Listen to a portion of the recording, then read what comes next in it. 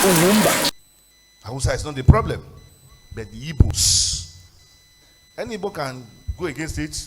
You can lambast me, you can insult me. It's not my business. It gives me courage. It gives me more glory and blessing.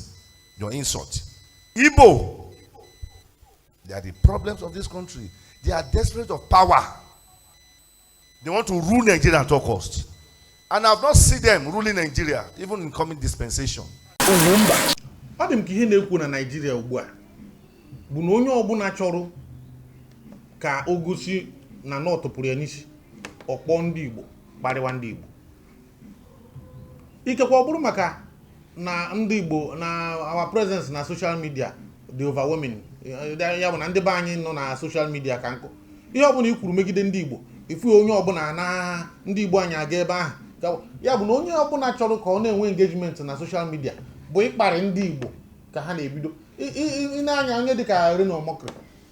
Ya bụ okiri si na Niger Delta. Ihe ọ na-emedebe bụ ịchọ ihe ọ ga-eji chọọ okwu ma ya wụrụ na ndị Igbo kwuru okwu ka o wee si ebe ahụ na-enweta Facebook ka ọ dị controversial ka amarị amarụ. Ọ bụrụ etu esi gborizie ndị Igbo kịta na ebe ndị Igbo nọ bụ ebe ọ ga-abụ ịchọ onye ị ga-achọ okwu ị ga-achọta ndị Igbo. A sị na ike adịghị anyị ka ọ gịnị. Mana nke na-ewe m iwe bụ anọkata onye ụkọchukwu ka mkpọ ya ụkọchukwu atinye ọnụ n'iso kparị ndị Igbo na afọ gara aga ka ọ bụ na mbido afọ ka ofu onye ụkọchukwu ṅụjuru ukwu n'afọ na Abuja sịrị na ndị Igbo ada akwụta iti na ndị Igbo amaghị etu esi efe Chineke. Anọkatakwa nnukwu otu onye kwa bịasị na ndị Igbo na-abụrụ ha ọnụ mana ya ewepụgo abụmọnụ ahụ. Onye nke a wee pụta kịta wee sị na ndị Igbo ama nchinata Naijiria. Ihe na-enwe m iwe bụ na ha niile mmadụ ịtọ a mkpọrọ afa nke mma na ọtụtụ n'ime unu maara. Ịkpọ ha afa abụghịrị m nsogbu na ọtụtụ n'ime unu maara ha. Ihe na-enwe m iwe bụ na ha niile si ana Yoruba. Anyị niile bụ ndị South. Ya bụ amaghịzị m ka o ji bụrụ na anọkata ọ bụrụ n'ime chọọchị ka onye egbuwara isi na-aza prọfet iberibe ọ na-aza na ọ tụpụrụ n'isi ga-eji nọkata ọ sị na ndị Igbo bụ ndị abụrụ ọnụ. Ha epetighị ndị Igbo. UGWUMBA. Ama m na ị nụrụ ya bụ ihe. A sị na abụrụ ndị Igbo ọnụ. Ọ wụ eziokwu. Onye bụrụ ndị Igbo ọnụ ikwere na abụrụ anyị ọnụ. Actually, I won't dispute that because onye lahụrụ ụla lọọ nlọ kụnesi n'ihe ọlọ na nlọ isoghị wee lọ. Ịma na enwere ụkọchukwu nwee ụkachukwu. Ọ mechaa nkwụ fechaa chi ọ na-efe dị n'otete ụla n'ụtụtụ maọbụ ọdịgo na pulpit ike osego mkpụrụ mmiri mise with kananụ mukoros. So ụbụrụ ya na-asị go ahead go ahead go ahead. Ụbụrụ ya sị go ahead na-abụrụ ndị Igbo ọnụ. Abụrụ ndị Igbo na-alụ na bus stop ha na-alụ ala ya. Abụrụ ndị Igbo ọnụ ana nna dị onye kwuru ihe akịta enwere ike ije ebe nna ya ọ bụrụ na ezigbo une ndị na-abụ ndị Igbo lụgasịrị ya. Abụrụ ndị Igbo ọnụ ọ bụrụ na na-anya moto paasị niile ọ na-ego na ọ bụrụ na aka onye Igbo ogoro moto ahụ bụrụ aka ndị Igbo. Abụrụ ndị Igbo ọnụ development dị na be nna ya bụ ndị Igbo butere ya. Ihe mabụdata ihe ajụzụ Igbo keruchi ọ na-efe gwara ya na abụrụ ndị Igbo ọnụ. Exactly. Ọ ihe ma chi ọ na-efe because ị makwa na ekwe na o nwere ndị tribe bụ na ha ji Chineke n'aka nne jide ekwensu n'aka ekpe wara mami ghọta n'ukwu were ogun nya ya n'onu so chifo na otu confusion enwe conflict ya mazi nke ọ na-efe so ha ka nwere ike iti na nke ahụ. Ịma na ebe ọ nọ na-enye m nsogbu bụ na amaghị m ka o ji dịka gasị na onye ofe mmanụ na-achịzi ọ bụrụ ya ka ndị ara juzie n'ime ahịa. I chere na enwere etu esi kpaa ya dịka nkata onye ọbụla ga-akparịwa ndị Igbo. UGWUMBA ụwụ ya na-emerụ n'obodo m onye kata nwaanyị mara mma anya ịmara ihe ya agwa ya ise na ị na-acha ka nne gị. Ndị Igbo are a goal of this nation and ịma na Igbo doesn't patch on the same frequency with other birds. They don't dwell on same plume. And birds of plume, same plum plumage together. But how can ndị Igbo bụ ego I know far in the sky. Isi ọnwụ ka iso ndị Igbo.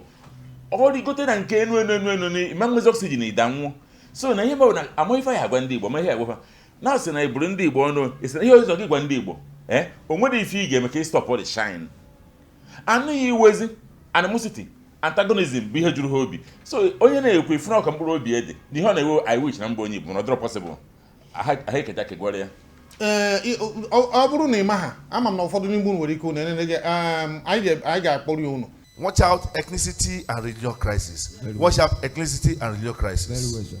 Right? The Igbos, they are tired of this world called Nigeria. Hausa is not the problem, but the Igbos. Any Igbo can go against it. You can lambast me. You can insult me. It's not my business. It gives me courage. It gives me more glory and blessing. Your insult. Igbo. They are the problems of this country. They are desperate of power. They want to rule Nigeria at all costs. And I've not seen them ruling Nigeria, even in coming dispensation. Let them bring, when 10 trillion will come out. Igbos, they are betrayal of themselves. Igbo cannot control Nigeria. Let's be realistic. Let's be honest with ourselves. But they don't understand. Instead of them to seek wisdom, they are flexing muscle. And that's not the answer. That's what Tinubu does not even know. Obasanjo, who is advocating for them, they are the one who spoil it all. All these Obasanjo, Yakubu Gowon, who are they? Many of them. So Obasanjo wants to make an amendment now. When it's too late. Tell the Baba to go and sleep. You can't make any amendments. Igbo, there is an error at the beginning. A curse is on you. If you don't reverse that course, Igbo, you can't be president of anything in Nigeria. Note and underline wisdom, understanding, knowledge. That's all you need. Primate Ayodele bụ ọ ọ sịghị na Chineke gwara ya kịta na ị ga-anyụ nsị echi na nsị ya ga na-esi isi. Ọ sịghị na onye dị etu a na Chineke gwara ya na ahụ a ga-anyụ na House of Assembly na onye amana m ebe o si ebute Prophet nke ya nke bụ na mgbe niile kwada ịga na social media na onye a na-ayazi bụ Primate Ayodele. Amaghị m ka o ji bụrụ na anụnụbeghị m ebe ọ nọkọtara kwuo si na Jizọs na-azọpụta ọ gị hapụ mmehie n'ihe ọ nọ bụ prọfesi iberibe prọfesi ihe na o wee dazie nke bụ na ọ gara kpatụ agụ aka n'ọdụ bụrụ ndị Igbo si na anyanwa bụ ndị abụrụ ọnụ. O chefuo na mgbe a nụsịrị ọgụ e nyere anyị 20 pounds wee chụpụ anyị n'ihe ọbụla bụ ihe nnweta na Naịjirịa wee weri ha niile nye ndị be ha na oruhu 10 afọ abụọ ndị Igbo wee weghara ọnọdụ na oruhu 10 afọ abụọ ma ihe gbasara akwụkwọ asị na ndị be ha gụrụ ndị Igbo agafee na ha mere onye Igbo ji bụrụ the first vice chancellor na university dị na be ha ma Ibadan ma Lagos afụ ndị ebe ọzọ a ga-eme ọ bụrụ ndị Igbo mgbe ha ga na-eme ihe by merit. Ọ bụ ndị Igbo abụrụ ọnụ bụ ihe pụtara bịa mepee obodo Lagos nke bụ na ihe ọbụla dị mma na Yoruba ike ya ụzọ ise ịtọ na ọkara n'ime ya bụ ndị Igbo wetara ya ndị ọzọ nweziri ike ịbụ ndị China a na-akpọta kịta mana nke ndị be ha nwetara erughị ọkara ya bụ kedu ebe a nọbuo ndị Igbo ọnụ biko epetike ndị Igbo ka anyị tinye ọnụ n'ihe gbasara ọ sị na ndị Igbo ama nchinata Naịjirịa enwekwara ofu onye ọzọ kwuru ya anụgo m ọ dịka Ọbakari kwuru n'afọ gara aga na ya emebie na abụmọnụ anyị nyere ndị Igbo na asị na abụmọnụ ahụ gosiri na ndị Igbo ama nchinata Naịjirịa. Nke mbụ bụ uche ndị Igbo ọdịdị n'ọchịchị ndị Igbo ojide ọchịchị ahụ kpọrọ ihe ihe mere bụ na ha dịkwa right ịma na o nwere wofe ya ama onye ọbụla I'm not sure of the parental upbringing ndị a mana ịma na onye azụghị ọfụma ọṅụghọ mmiri ara ọfụma ọ na-eme nkọgheri na ndị Igbo ama nchi Naịjirịa ọ dị ya n'aka ọ dị possible o nwere ihe kwuru here anụchala ọgụ anụmakọrọ mgbe na-eji n'ọgụ na ihe kwuru bụ for 30 hours police action ọ bụrụ ha bịa n'ọgụ a na-anụ because eje na Enugu ebe nwere army cantonment chisi egbe nne dị na ndị ugwu buru na na-eme armament reshufflement ya ka e were chọrọ nwezi fedụnụ abịa ka akpụkọ ndị Igbo pịa ha ịtarị ọgụ ha last 3 years which is here Germany dey prepared for war no world second world war 3 years ago ọ lasịrị ndị Igbo abụrụ taba achị n'aka agba egwu ịmakwa mana egbecha m papa m socha na ihe abịa gburu mgbe ahụ maka na enweghị ebe afọrọ ngwa ọgụ ehenụ and eweru n'ihe nu wee defend anyị for 3 good years so na eme that na ife na-ewute ha bụ that na ndị ha chere nọ na anwụ tata adanwụ and ọdịrọ possible na esi na ndị Igbo ama nchi Naijiria nke bụ eziokwu na ndị Igbo adọdịrị dị iche na adọdịrị dị pụta maka one bụ na anyị na-achị ekọnọmi ebe ọ bụ na anyị ji development na-eso anyị onye Igbo gbara aka bịa na be gị na ọya ahụ ịtọ ọ bụrụ ọchịagha that will tell you that the blessing is abundant. O nwere mark dị n'ogologo isi etu akịta ifuru nke m ine anya ọfụma ife ezigbo mark na oge m ihe all mark of God all blessing anyị jee ebe ife ọjọọ makpu ife ọma na-eme so onye ọ na-ewute like onye ụka onye na-amacha chọchọ ọchọ ka ọ malụ na enwe blessing ya si be ha pụọ jee na Igbo jee mepee ụka ma o jee n'ụbọchị mepe ụka o mepee ya a ga-enye 10 million na ya bido onye Igbo abịa na enye 100,000 ya bido ịfụ na onye nke ọzọ ahụ ya abịa na worship na nke onye Igbo ọ blessing so na ọ sị na ndị Igbo ya chi Naijiria abụrụ subject of debate uche ka o kwuru anọ ife nọ na ana obi na-eri nri ka o kwupụtara n'ọnụ ọ ndị nọ na chọọchị ya gbaziri nkịtị na-ete ride on like you said ọha ekwu repentance ọha ekwu chegharịa nụ ọha ekwu bịanụ ka anyị jaa Chineke mma ihe ọ na-ekwu bụ prophecy ana prophecy na-abụkarị nke onye nwụrụ ihe ịnene anyị na-efu anya ka akpa nkata bara uru ime ofu ihe na-enye m nsogbu bụ na ọ bụrụ na ị na-eche anya etu ya bụ ihe si aga ọ dị ka were nkata akpara akpa maka na mgbe ụfọdụ amaghị m ihe ndị Igbo mere ugo abụ mgbe niile ewego nke m gụrụ mbọsị a ofu onye siri na ọ ka mma na emeriri ndị Super Eagles maka na nọ ndị nya mmiri na ndị Yariba bụ ndị na-agba bọọlụ onye ọbụla na-akpọ ha onye Igbo mara na o bidobeghị kwuo okwu ọ na ha eketakwana ya maka na amaara m na ya bụ nwoke ndị na-atụ ụta ọ bụrụ na ị bụ onye Igbo ka na-aga chọọchị ya echeghị m na e nwere onye Igbo ṅụjuru ara mmiri afọ ka na-aga chọọchị white garment ka o nwere white garment bụ na chọọchị na ama na ndị be ha bụ ihe nnọkọwe n'ime mana onye Igbo ọbụla kasị na-atụnyere ya ego mma mara na ahụ adịghị mma mara na a ga-enidiri ịchọghị ihe n'isi bikos amaghị m ka mmadụ ga-eji si na ana nna m bụ ana abụrụ ọnụ abịa m weta ego na aha abụrụ ọnụ wee na-enye ya ka o were na-eme gịnị ka o na-eri ego abụrụ ọnụ ndị Igbo abụghịkwanụ amaghị m ka unu ji na-afụ ihe a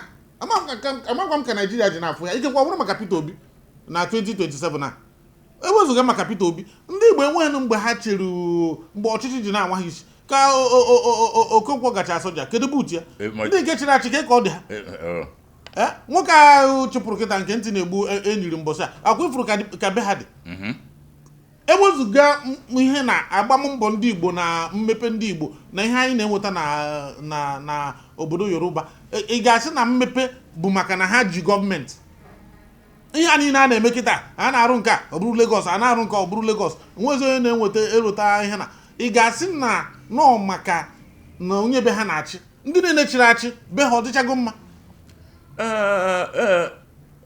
onye isi ọka ngege ntị ka nke ọrụ gị okwe ifuru ihe a na-akọ ndị Igbo enidon gọọmenti ndị Igbo achọrọ ka a sị na onye be anyị na-achị ihe ndị Igbo maọbụ mee ife a ka oyi ife isi na ọfọ a ya na-adị ebe a na ọ ya gbapụta ka ọ chagharịa ebe ọ dị na ọ hidobe ebe tata echini budo ebe echini budo eto mba ọdọdọ ndị Igbo aha achọ onye ya achịnụ ya na onye na-achị ọ ya achịta ọfụma ọ bụ na like you said ama na ohiri ka gbasara Peter Obi ka ha na-atụ egwu to show you that na the guy all the gifted onye mba ụwa niile ya sị na nwa amadi na ihe dị ya n'isi ọ na-ekwu okwu mana okwu onye ṅụrụ mmiri ala so na anụ na-eru ya anya ọkụ it doesn't matter ihe mata bụ data kedu ife onye a ji ọkwa nsogbu adịghọ ụdanụ na chọrọ ya ọnọtụ anyị chanyị na-anọgo n'obodo a like you said alụọ Lagos alụọ ebe niile alụọ Abuja ịlụ dị individual anyị n'ime because na nke bụ eziokwu bụ data na oge a na-anụ ọgụ enyere ha all the industries ma apụtụrụ ndị ọcha tụfụsịcha ha sịfa ka a na-anụ ọgụ bụrụ enye ndị Yoruba ọkwa na bụ onye ri ọkpọrọ enye nwaanyị kpọ na London o jide gị mọnụ lide liquidate ọntị ndị Igbo anụcha ọgụ ndị Igbo bịakwa wetekwe from 20 pounds ahụ promote all those companies gụgharịcha most of them because ha bịa rituo ya iwere kịta nke bụ eziokwu bụ na ha mara na ikporo onye obodo a wee nye ya 2 billion naira ihe izu emebe ọnụ ọbara nwaanyị ebe niile na-efe n'elu ha na-eri na-eme pati na-emere ọwụwa mbe mana inye onye Igbo 10 million before 6 months ọzọ that money bụ 20 ihe ọzọ na-achọ onye na-ewute ha chekwa na onye ọbụla ya akara oghere mana ọ dịnụ possible na ọ na-aba kacha aka gwara ọ dị mma biko anyị ga-apịachi ọnọdụ a mana ihe m na-ekwu bụ na onye Igbo ọbụla na-aga ya bụ chọọchị a ga-achọghị ihe n'isi nke Igbo bụ na ka anyị cheberegonu ka 2027 na-eru maka na amaara m na ọ bụrụ na ndị Igbo niile kpebie eme electoral reform ndị Igbo niile kpebie ka anyị kwụrụ ofu onye anyị mmagoro bụ ezigbote onye Igbo n'azụ enweghị ka a gaa na steeti imirikiti steeti ọsọkwa ndị gọvanọ kponye ọsọkwa ha ekwe na enweghị ka Peter Obi ghara ịnyụ ha ịkpakwụ na 2027 na ọ bụrụ na agụọ vootu ma ya bụrụ ebozuga nke ndị Igbo ma ndị Yoruba be ha ndị isi dị mma ma ndị Hausa ma ndị onye ọbụla chọrọ ọganihu bụ Peter Obi ya bụ na egwu a ha na-atụ ha ji na nọọtụ ji na-apụ onye ọbụla n'isi ya bụ ihe na-atụ egwu Job na onwe kwuru ya sị na ihe anya na-atụ egwu ka mgbe kwa ihe mechara mee ya bụ na ihe a na-awụrụ na-atụ egwu ndị Igbo ichi ndị Igbo ga-achị mana unu mara na ọ bụghị nsogbu anyị ma anyị chịrị ma anyị achịghị maka na ụfọdụ ndị gara aga bụ abịa akpọrọ ndị isi na-ezuchaghị oke n'ala Igbo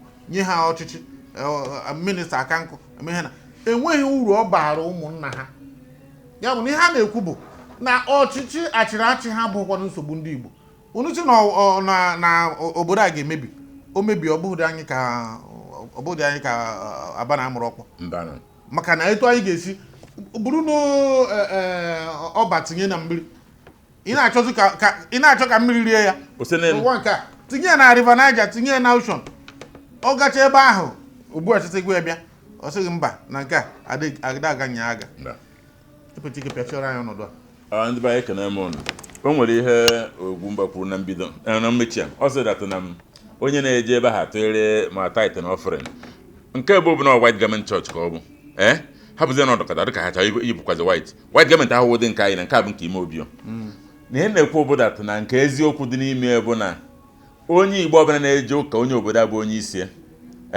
ma ọdọdata na the only thing anyị eme gị bụ ị na-eweta ego ma ọchọ imi ha agwa gị kpọọ ndị bụ na abịa tọrọ ha ego amanye gị position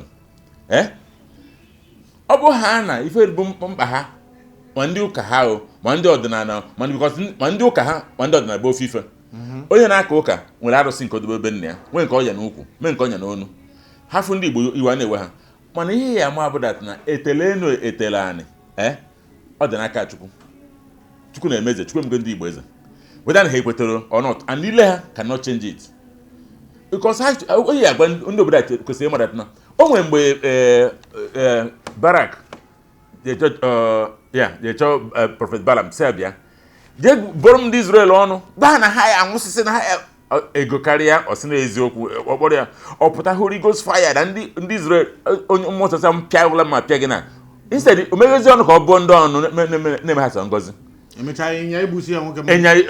onwe ebe na-eje na-ekwe ihe na-eme na mmụọ nsọ jikwa sọd nọchie n'ụzọ ọfụcha ya mana ya ejekwaghị gen emechikwa ọnụ so ihe na-achọ ịgwa ụnụ obodo na onye ọbụla mara ebe ị na-eje aka ụka ka hapụ ịsachasị akara aka gị hapụ ịsachasị ụbụrụ gị hapụ ije ka ịzọrọ njọ onye ọzọ zụtara afụrọ gị n'anya nke bụ eziokwu na ha fụrọ gị n'anya ọ bụ na ịmahazi ebe ị eje ụka na ebe ụka mara ọ bụ na nke ịkpata ije tụnyere ha ha ewe na-antagonize gị na-epụtakụtụ gị asị nkwuo nke asị gị na nwanna na-edara ya ọgwụgwọ ha n'ọnụ ọ dị mma nke m ka fọrọ obere n'akwụkwọ nsọ ịma na abụ m Chineke person n'akwụkwọ nsọ mgbe nsogbu bịara dapụta n'etiti ndị na-eso ụzọ Kraịst asị ka akpazi ihe ọfụma ka e nweru ndị ọ bụ ọrụ ha ịdị na-eke ihe gbasara ihe oriri ka ndị a kpọrọ bụ ndị a kpọrọ ọfụma wee na-enenyezi anya n'ihe gbasara izisa ozi ọma mana kịta onye si na akpọrọ ya maọbụ na ọ kpọrọ onwe ya maọbụ na agụụ kpọrọ ya maọbụ na oke ọchịchọ kpọrọ ya pụta o were ma izisa ozi ọma were ma prọfesi were ma tait were ma offering nye ma bụ administrator nye bụ ntabụrụ imo biko ọ bụkwa ụkwa ka ihe ji aga ụmụ ahịa ọ bụkwa etu a ka anyị si mara ihe gbasara okpukpe Kraịst mana amaka osi na dị biko ọ bụrụ na ị bụ nwa afọ Igbo nke mbụ bụ na enweghị onye bụrụ ọnụ nwekwa na ị ga-abụ n'ihe ọnụ nke Igbo bụ na onye na-arọ onye karịrị anya bụ nkiri na-ekiri ya bụ ka Chineke mezie okwu aha mbụ Mike Onobo Ugwumba ndị Igbo